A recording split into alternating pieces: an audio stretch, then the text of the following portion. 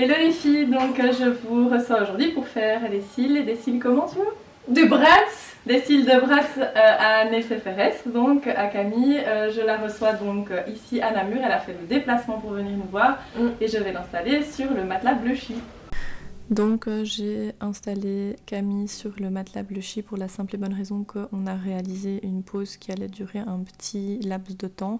et pour qu'elle soit installée confortablement, qu'elle évite de bouger, qu'elle n'ait pas de courbature durant la pause qui pourrait être un peu longue, je l'ai installée sur le matelas du coup qui est assez confortable et qui permet de ne pas ressentir des petites douleurs de dos, etc.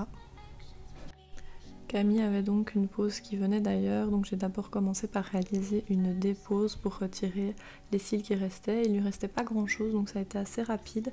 J'ai laissé donc le produit en l'appliquant vraiment au niveau du point de colle, par au-dessus et par en dessous comme vous pouvez voir, comme ça je suis sûre vraiment que ça va dissoudre l'entièreté du point de colle et que les cils vont se détacher très facilement. Alors là, à ce moment-là, deux options se seraient offertes à moi, soit d'attendre vraiment 5 à 10 minutes que les cils se détachent d'eux-mêmes, ou bien alors vous allez voir justement dans la suite de la vidéo ce que j'ai fait pour pas avoir à attendre 5-10 minutes, vu qu'il restait très peu de cils, c'est que je suis venue moi-même avec mes pinces détacher les cils qui sont venus beaucoup plus facilement que s'il n'y avait pas eu de remover. Donc vous allez vraiment voir ici dans la suite que je détache les cils du coup un à un assez rapidement, plus rapidement que si j'avais dû finalement attendre le laps de temps de pause du remover. Voilà donc les yeux de Camille après la dépose, on peut voir que ses cils du coup n'ont plus aucune ancienne extension et on peut aussi voir ses super beaux yeux bleus. Du coup j'ai commencé ensuite par appliquer les patchs, donc vous savez, je pense vous connaissez si vous suivez mes vidéos l'amour que j'ai pour le microfoam tape. J'ai fait une vidéo consacrée uniquement à ça pour vous présenter les avantages de ce tape et pourquoi je l'affectionne particulièrement. Quand j'applique mon microfoam tape, j'aime bien venir sur les extrémités, leur descendre légèrement parce que sinon ça a tendance à gêner la cliente au cours de la pose. Mais pour plus d'informations par rapport à vraiment comment l'appliquer, comment le découper, etc., je vous invite à aller revisionner la vidéo qui est consacrée au microfoam tape. Juste après du coup faire le placement de mon microfoam tape, je viens dessiner mon mapping. Donc c'est super important de dessiner son mapping, que ce soit en pose complète ou en retouche, et encore plus important de le faire sur la paupière. Pourquoi sur la paupière? Et bien parce que vous savez également que j'aime beaucoup lifter la paupière dans un sens ou dans l'autre pour me faciliter le travail. Et quand vous venez lifter votre paupière, si vous faites votre dessin exclusivement sur votre patch, vous allez perdre vos points de repère et du coup votre mapping ne servira plus à rien. Donc ce que je vous conseille vraiment de faire, c'est de faire votre mapping directement sur la paupière pour ne pas perdre vos points de repère et surtout que ce soit correct.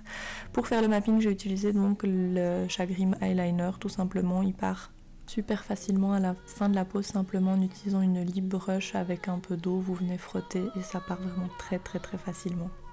Une fois que mon mapping est terminé, je commence finalement à attaquer le vif du sujet, c'est-à-dire poser les cils.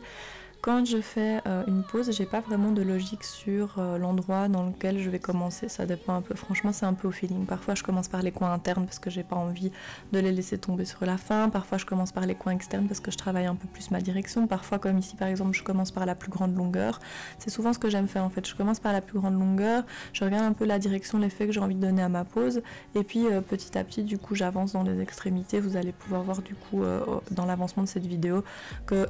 pour le coup ici j'avais laissé les coins internes pour la fin. Camille avait vraiment pas des cils difficiles à travailler, contrairement à ce que je pensais quand elle m'avait envoyé une photo que je vais peut-être vous mettre ici dans la vidéo. Je pensais vraiment que j'allais galérer parce qu'elle avait l'air d'avoir les cils abîmés, en fait finalement ça allait, elle avait des cils qui étaient tout à fait convenables. Donc vous voyez là j'ai accéléré la vidéo sinon ça allait être extrêmement long pour vous, la pause qui a duré plus ou moins 2h30, où vous voyez du coup que j'avance et que petit à petit je viens recombler, parfois je recule un peu aussi, donc ça veut dire que j'avance dans la frange de cils et puis je repasse en revue les endroits que j'ai déjà remplis pour voir si j'ai pas oublié de cils. J'aime beaucoup aussi brosser très régulièrement pendant la pause, ça me permet vraiment de voir s'il y a des cils qui vont sortir de la ligne en fait, tout simplement, et alors je viens vérifier avec mon petit miroir de temps à autre si justement il y a des cils qui dénotent, si c'est le cas je les retire ou j'en rajoute, etc. Je comble petit à petit. pour arriver du coup ici au coin interne, et vous voyez que je m'aide parfois de mes doigts pour tirer un peu la paupière sans spécialement mettre de tape, parce que parfois les tapes ça ne m'arrange pas spécialement pour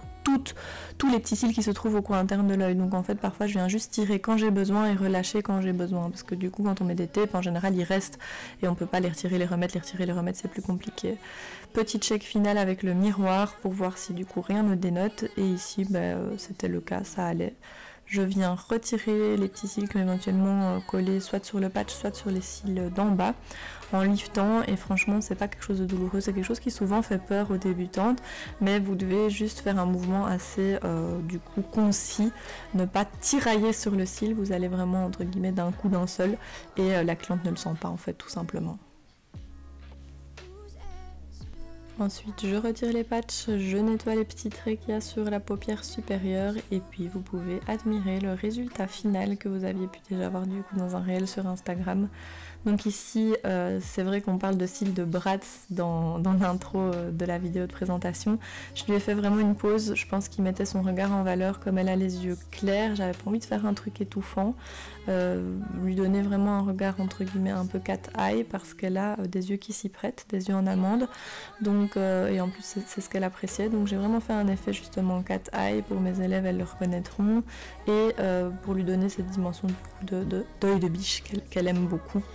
Donc c'est pas un regard XXL, mais c'est une chouette petite pose qui vient vraiment souligner la beauté de son regard, et je pense que c'est vraiment le but numéro 1 quand on fait une pose d'extension de cils, ce n'est pas d'étouffer le regard mais vraiment de venir le souligner.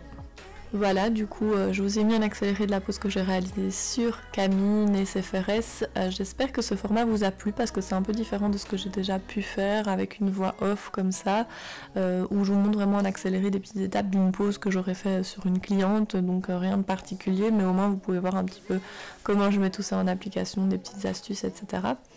Du coup, on se retrouve dans une prochaine vidéo la semaine prochaine.